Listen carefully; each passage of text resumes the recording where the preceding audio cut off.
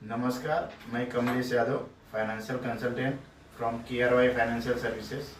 जैसा कि आज मुझे सवाल पूछना आपसे सवाल ये पूछना है कि अगर आपके परिवार में कोई मेडिकल इमरजेंसी आ जाती है और हॉस्पिटलाइजेशन की ज़रूरत पड़ती है जिसमें आपका 10 लाख का बिल बनता है, तो आप क्या पसंद करोगे? उसमें आपको 3 ऑप्शन है मैं देता हूँ, जिसमें से पहला ये है कि आप अपना जो सेविंग है किसी और काम के लिए जमा करके रखे हो, कोई प्लानिंग की हो आपने, उसके लिए वो खर्चा करना चाहोगे, या दूसरा आप किसी बैंक, दोस्त या किसी से कर्जा लेना पसंद करोगे, या इन दोनों की बजाय आप एक 20,000 या 30,000 का जो भी एक नॉर्मल प्रीमियम भर के अपने परिवार के लिए पूरा सबके लिए कवर लेके आप उससे अपना एक्सपेंसेस पूरा करना चाहोगे, जो भी मेडिक्लेम के रिलेटेड एक्सपेंसेस है, हॉस्पिटलाइजेशन के रिलेटेड।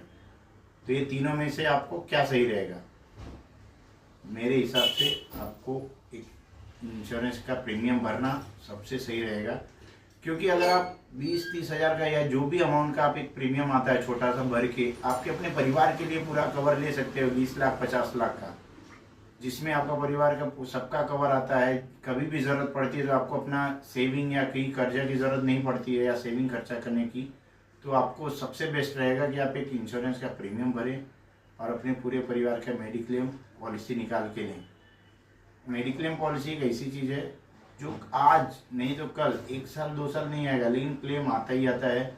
और आप ये सोच के ना लें कि मेरा प्रीमियम अगर क्लेम नहीं आता वेस्ट हो जाएगा। अगर ऐसा सोचते हैं तो सबसे पहले तो आपको आपकी गाड़ियों के बारे में सोचना है। अगर आपके पास कोई भी गाड़ी है, कार या टेम्पो, या कितने जन के पास समझ लो ट्रक्स वगैरह भी चलवाते हैं लोग, ट्रांसपोर्ट का खुद का रहता है, उसमें उसका प्रीमियम लोग भरते हैं 20,000 50,000 और कोई क्लेम नहीं आता साल के बाद, तो वो वापस क्या रिन्यू नहीं करते हैं? हम जरूर करते हैं, करना पड़ता है, क्योंकि रोड पे चलना है, उनको मालूम है क्लेम कभी भी ज़रूरत पड़ सकती है।